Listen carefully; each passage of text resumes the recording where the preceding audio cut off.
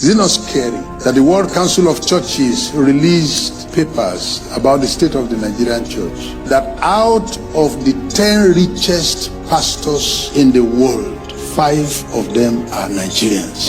But out of the 10 richest churches in the world, there's no Nigerian church there. It's worrisome. It calls for concern. World Council of Churches. Out of the 10 richest pastors in the world, 5 are Nigerians. And then out of the 10 richest churches in the world, no Nigerian churches in the world. The Roman Catholic Church is the richest church in the world. Okay. The Pope has no private jet. You are going to have to patiently listen to me and endure me. Because some of you are not going to be comfortable with some of the things I'm saying. Because some of you are preparing and praying and fasting so that you will soon buy a private jet as a man of God. Please go ahead and buy it. But listen, the richest church in the world is the Roman Catholic Church. I preached in a Roman Catholic university last week in Dublin that was built about 200 years ago.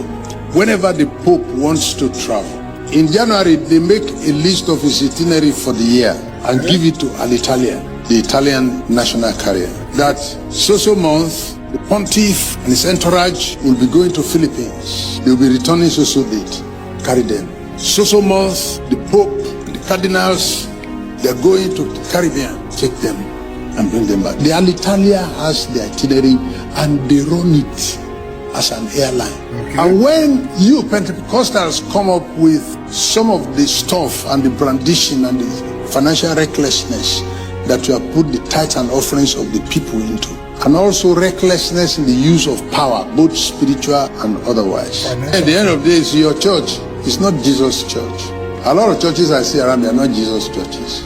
It's the pastor's church. Okay. The Roman Catholic people are laughing. I live in Ilorin, I live among Muslims and I walk among them. It's easier to convert a Muslim than to convert a Roman Catholic.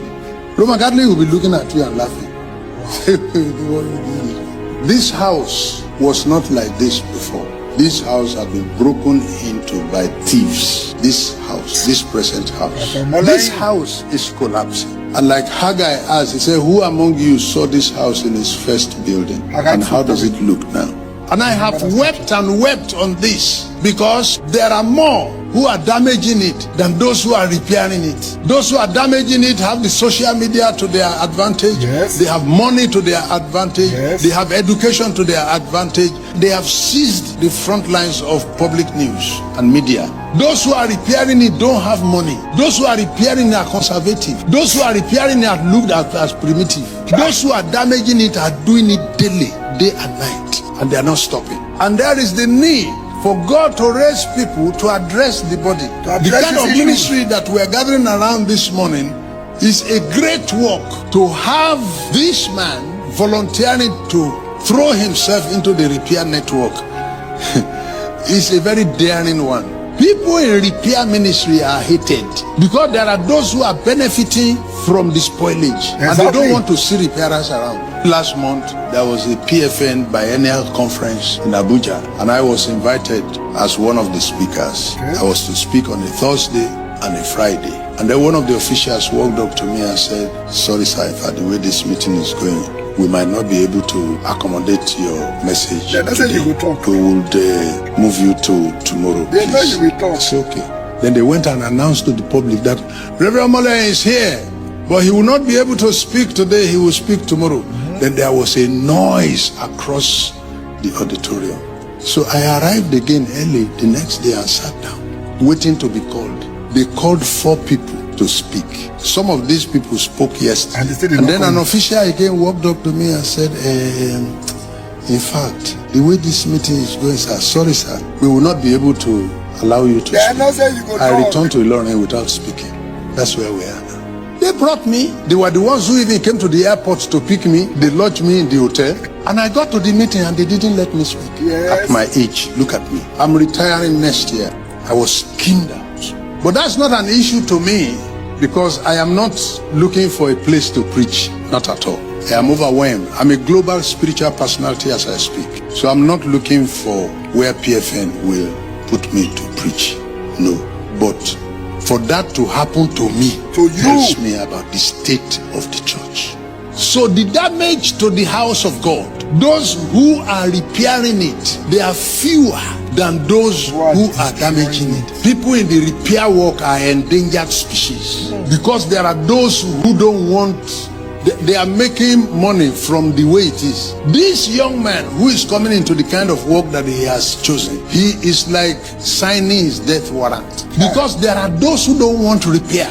They don't want restoration. So if you are coming to repair it, they don't want to see a person like you around. So as you see me, I'm now becoming very selective in the kind of places I go. The reason I'm saying this is because of the kind of support that this type of work needs. Because the spoilers will fight back, the destroyers will fight back. They will see you and even handshake you and say, well done, God is using you. But what is inside them is bitter. They don't want to see a person like you around. Everybody who is here in this meeting, I'm asking you to recognize the risk that is involved in a repair ministry, in a restoration ministry, in a corrective ministry. Okay. Reverend Omolei, thank you. God bless you. If you go and Google the richest pastors in the world, AI will show you 3 Nigerian pastors. They will not show you 5.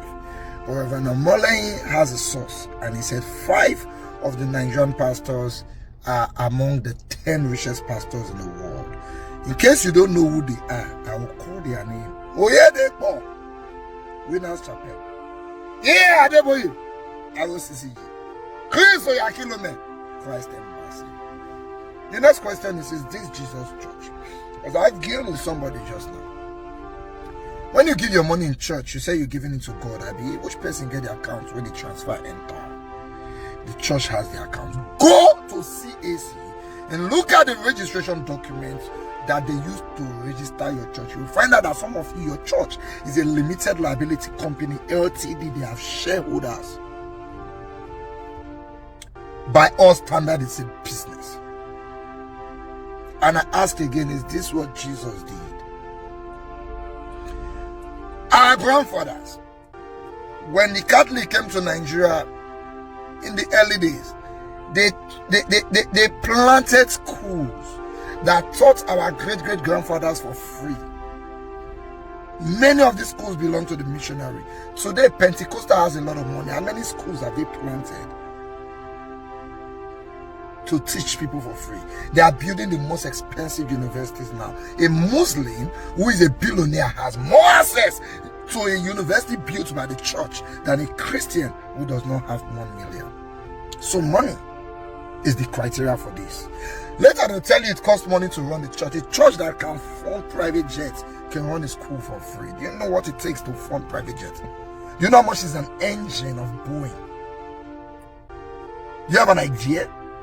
$1 million is 1.6 billion. You will not see any plane engine in the world for $2 million. But they can fund that. With which money? The money raised by the church. Nigeria has the highest amount of poor people in the world. We and India. How come we have the highest amount of rich pastors in the world? So why do people are getting poorer? Our pastors and our politicians are getting richer because they are doing the same thing. I was talking to a top pastor one day. He called me, I don't want to call the name, but when they always watch my video, he said, Prince Will, in money laundering in Nigeria, the highest players are real estate, club owners, and the church. The church is one of the highest players to help politicians launder money. When we talk, their members say, leave them for God. Now, was it not DHL? I met a pastor's son. He was telling me to leave Pato Yibo for God. I said, okay, this is the same word the governor's son told me recently. Leave them. You no go understand. Pastor children tell me, leave them. You no go understand. Everybody, when I talk about the one we touch them, they go say, leave them. You no go understand. Shall I tell you what some Christians tell me? Even if you want to drag pastors, leave my own. And your own show the people where they live the forefront of criminology. No, we live on our own. I remember the day I dragged my own pastor here. Somebody tell me, say, how can you talk to your pastor like that? Okay. So if I cannot talk to my pastor like that, then I can't talk to my governor like that. Then I can't talk to my tribe man like that. So you understand why some Yorubas keep defending Tinubu, because we all have the same ideology. But those of us in the repair industry, we are small, according to Pastor Molen. We're not plenty, but we'll do our best to speak out so that at least these people will get who they fear when they want to do madness.